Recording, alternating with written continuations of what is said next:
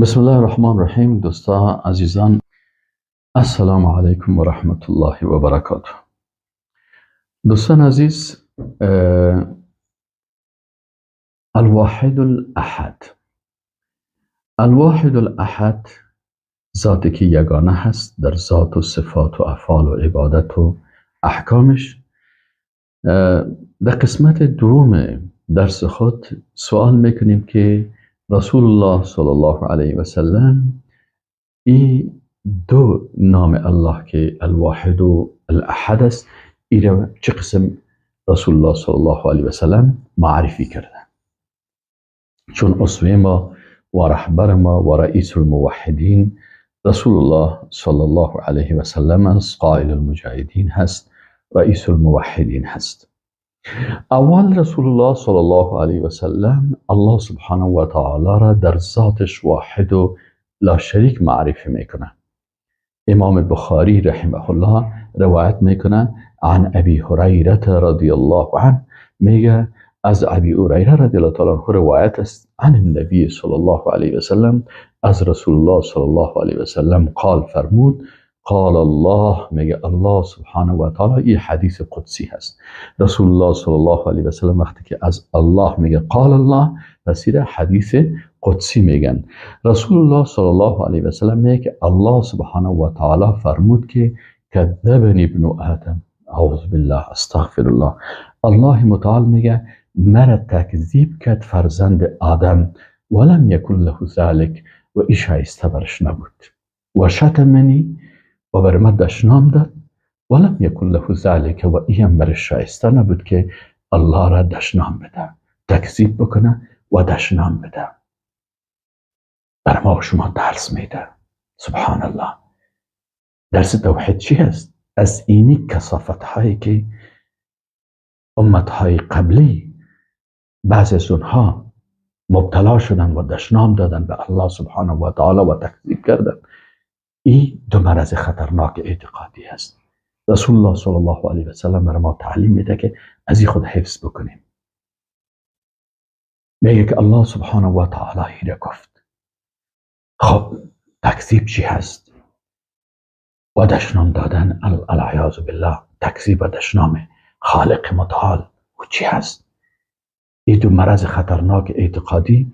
فاما تکذیبه ایای فقوله لن یعیدنی، تکذیبش میگه به من ای بود که الله متعال میگه تکذیبش به من چی بود؟ ای بود که گفت که لن یعیدنی، الله سبحانه و تعالی مرا دوباره زنده نمیکنه که ما بدعنی، مثل که اول مرا خلق کرد. یعنی کسایی که از بعث، از زنده شدن بعد از مرگ، از آخرت انکار میکنن، در حقیقت اینا الله را تکذیب میکنن. اعوذ بالله از یه عقیده باطل. و الله سبحانه و تعالی میگه ولیس اول الخلق باهون علی من اعادته، میگه اولین خلقت برای من آسان نبود از دوباره باز گرداندن از اینا. یعنی وقتی اول من اینا را خلق کردم بسیار خلقتشان آسان بود. اذا اراد شیئا ان یقول له کن فیکون، و اعادش هیچ کدام مشکلی نداره. آیا در اولش برای الله کدام سختی بود یا او آسان بود؟ این سخت است. یعنی اول خلق کردنش که از نطفه خلق میکنه و اصلا وجود نداره و از خاک خلق میکنه، ولی باز دوباره اعاده هزی، دوباره اعاده هزی که پس از این خاک، پس امو جزء از وجودی از که در او خاک ماندگی هست، دوباره از این پس ایره خلق بکنن. او خالق آسمان ها و زمین که تو را اول خلق کرد و در بطن مادر تو خودت یک روز التراساوند یا همون معاینات تلویزیونی که از امیر پیشروی خودبان و خانمی که در بطن خود مثلا طفل داره، ایرال دکتر صاحبا نشر میکنن. اگر ایر شما نشر بکنین، وسایل بکنین که این طفلک که در داخل بطن مادر خود هست چه قسم ای به مراحل مختلفه که امروز تصویر برداری شدن، به مراحل مختلفی انتقال میکنن. ای با قدرت کی میشه؟ با قدرت ذات ذوالجلال و الاکرام میشه.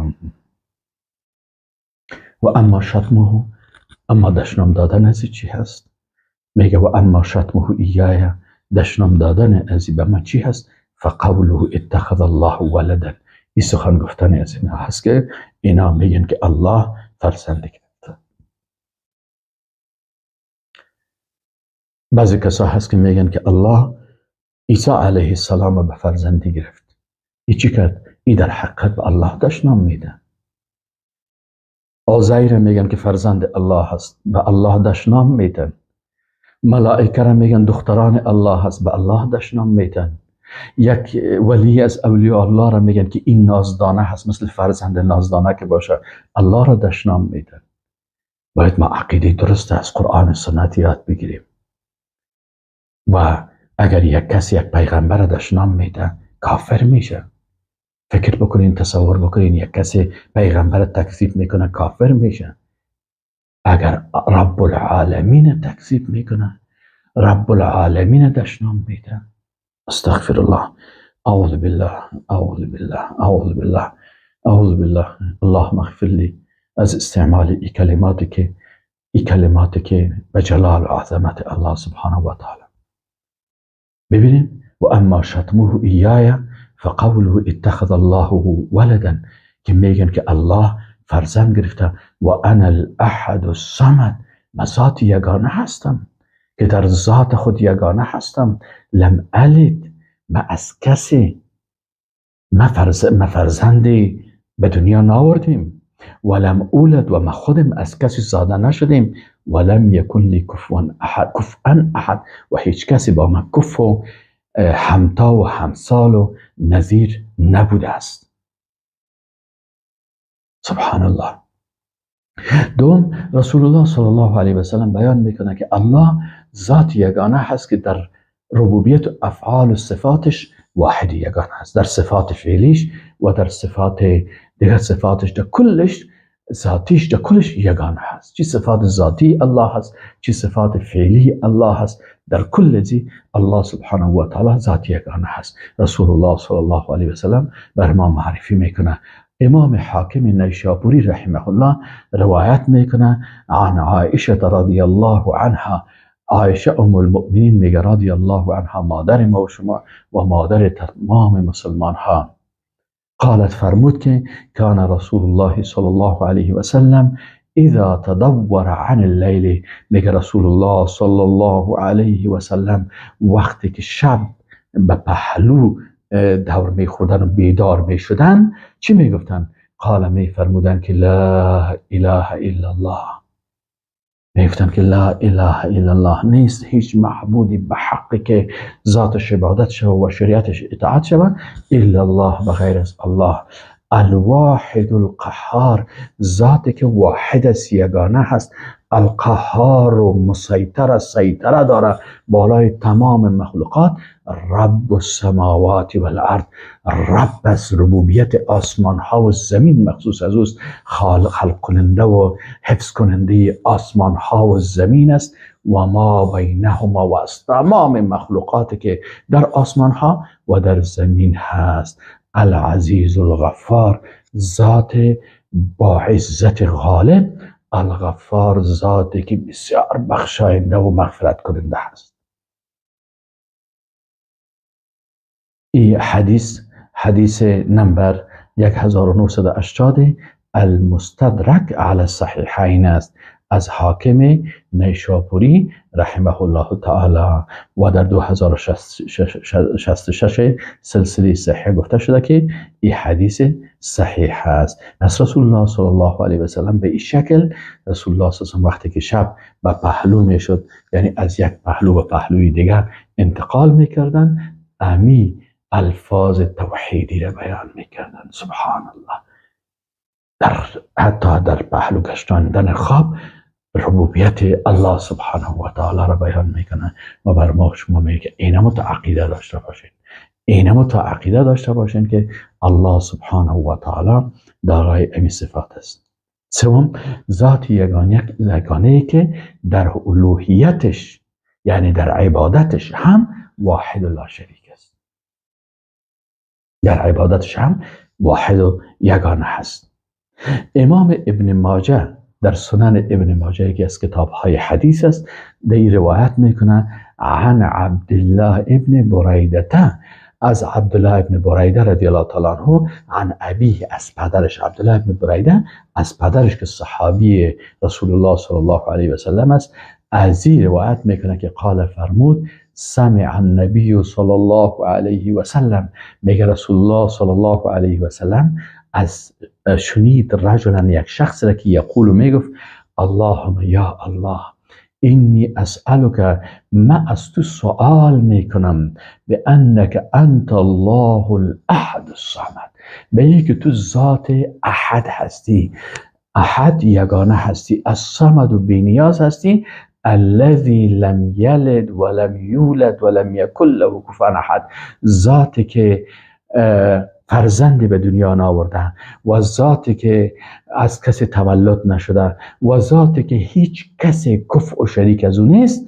فقال رسول الله صلی الله علیه و سلم، میگه رسول الله صلی الله علیه و سلم گفت که لقد سأل الله باسمه الاعظم، الله سبحانه و تعالی را سوال کرد به نام اعظمش، الذی اذا سئل به اعطى و اذا دعی به اجاب، وقتی که کسی با این نام الله را سوال بکنه الله برش امو مقصدش میده، و اذا دعی به، وقتی که بمی دعا بکنه طلب بکنه از الله، اجاب الله دعایش قبول میکنه و اجابت میکنه.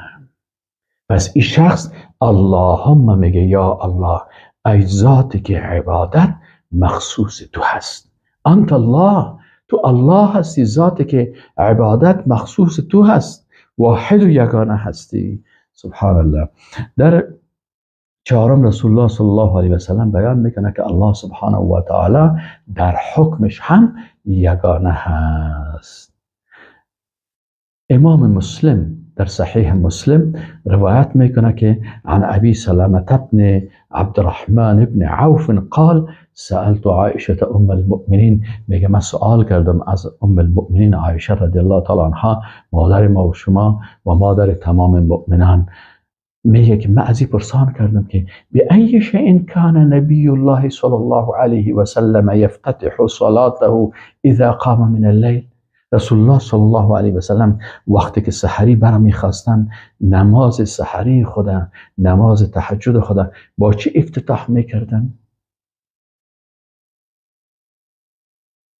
قالت، میگه ام المؤمنین رضی الله عنها فرمودن کان اذا قام من الليل افتتح صلاته، میگه وقتی که رسول الله صلی الله علیه و سلم شب برمیخواستن برای تهجد، افتتاحی نماز خدا مثلا به عوض سبحانك اللهم اینه میخواندن اللهم رب جبرائیل و میکائیل و اسرافیل، اللهم یا الله که تو رب جبریل علیه السلام و میکائیل علیه السلام و اسرافیل علیه السلام هستی، فاطر السماوات والارض، خلق کننده آسمان ها و زمین هستی، عالم الغیب و الشهاده، عالم غیبیات و چیزهایی که حاضر ازی هستی، انت تحکم بین عبادک، تو حکم میکنی در بین بندگانت، فیما کانوا فیه یختلفون، در آن چیزی که اونا اختلاف داشتن، اهدینی یعنی انت تحکم، تو حکم میکنی.